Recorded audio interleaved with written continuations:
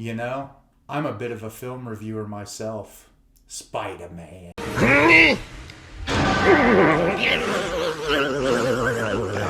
Ravioli.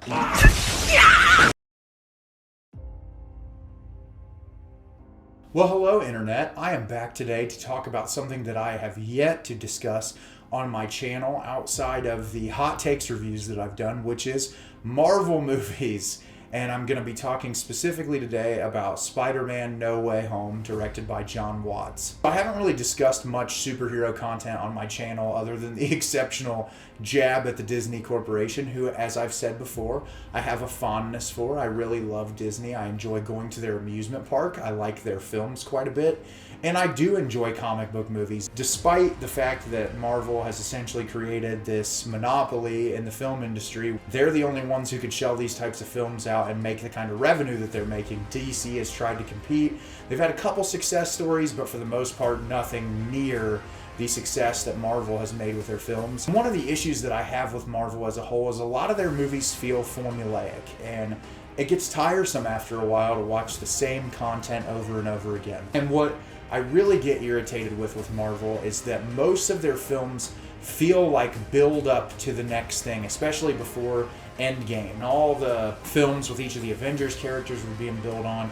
It never felt like the directors were focused on that film as a whole. They were always focused on moving to that next project, with the exception of films like Guardians of the Galaxy and Thor Ragnarok. And personally, I think the best films that have kind of escaped that are the Tom Holland Spider-Man films. So I'm someone who loves Spider-Man. When I was growing up as a young kid, Spider-Man was always my favorite superhero. I loved reading the comic books, and I will never forget in 2002 when my brother and I went to the movie theater and saw the first Spider-Man. I was a 12-year-old boy. I had always wanted to see my favorite superhero on screen, and obviously I saw him in cartoons, on TV, and those type of adaptations, but finally seeing my favorite superhero on screen in a live-action film, I was beyond excited, and I absolutely love that film, and I love the Sam Raimi Spider-Man trilogy. I feel like they're real comic book movies. They feel like comic book movies with great, memorable villains and an excellent performance from Tobey Maguire, who I think is a fantastic Spider-Man. I've seen a lot of things going around recently about who's the best Spider-Man and who does the best job, and what's really cool is I feel like each one of the actors who have played Spider-Man have brought something really unique to the table. I think Tobey Maguire is an incredible Peter Parker and a fine Spider-Man. I think Andrew Garfield is a great Spider-Man and an alright Peter Parker. He's not my favorite Peter Parker, but he is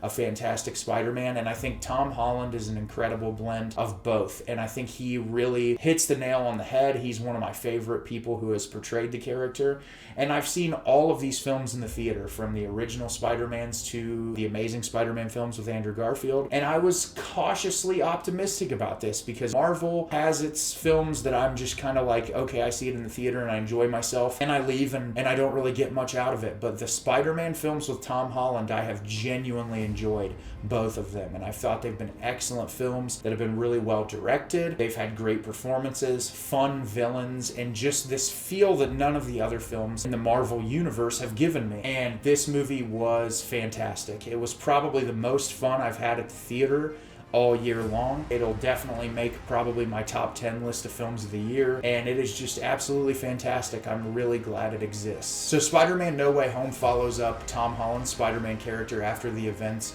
of Far From Home, where Mysterio has revealed Peter Parker's identity, and Spider-Man is struggling to live his life and just be Peter Parker because there's constantly paparazzi following him. He can't even go to school without people tracking him down. Half the city hates him and thinks he's a murderer.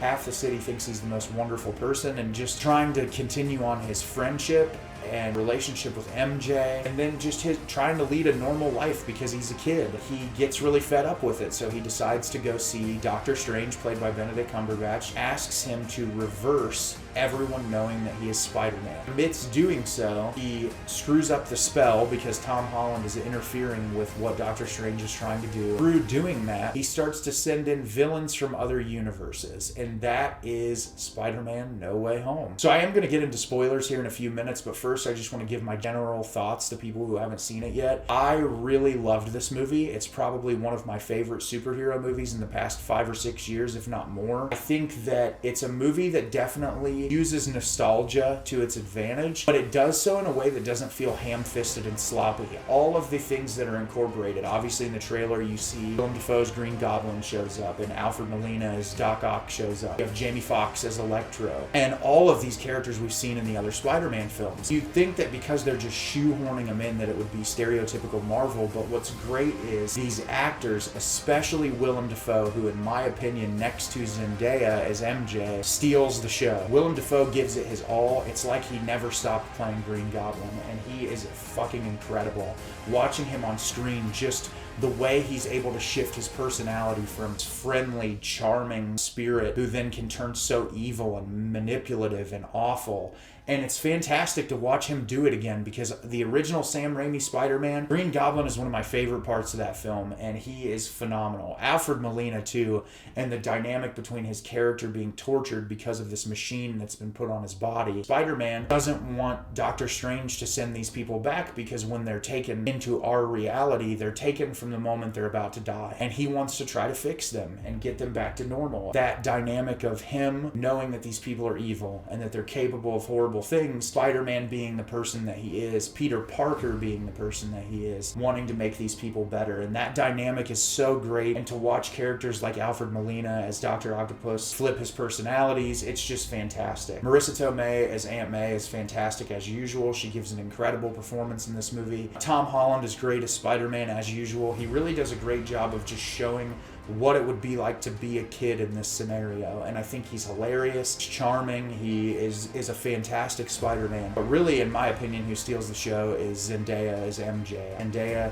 is an incredible up-and-coming actress who gives fantastic performances in all the material that she's in. In this movie especially, she is killing it. The way that she is so funny and sarcastic and truly cares about Peter Parker's character, and it really feels reminiscent of the love interest of Mary Jane in the comic books. And obviously her name is not Mary Jane, it's Michelle Jones. It's really great to see this interpretation of MJ on screen, and how Spider-Man has always had his MJ or his Gwen Stacy. It's really phenomenal to watch just how incredible of a performer she is and how much she adds to this franchise. So now I'm going to get into spoilers. I'll put a time code in the video to let you guys know where to skip to if you haven't seen the movie yet. It's hard to talk about every facet of the film without getting into spoilers, so it's going to start now. So obviously, if you've seen the film, Tobey Maguire and Andrew Garfield show up. Obviously, it was pretty apparent that it was going to happen with all the villains. I was really worried that it would be really sloppily done, and it is fantastic. The chemistry Andrew Garfield, Tobey Maguire, and Tom Holland have on screen is unparalleled to any of these pairings of superheroes we've seen in the movies. I love how each Spider-Man has their own specific trademark, and that really all provide something unique to this team. I love that Tobey Maguire is the aged and most knowledgeable of all the Spider-Mans. Just like the amount he brings to the team when they all decide to try to make these people better. How much knowledge he brings to them, and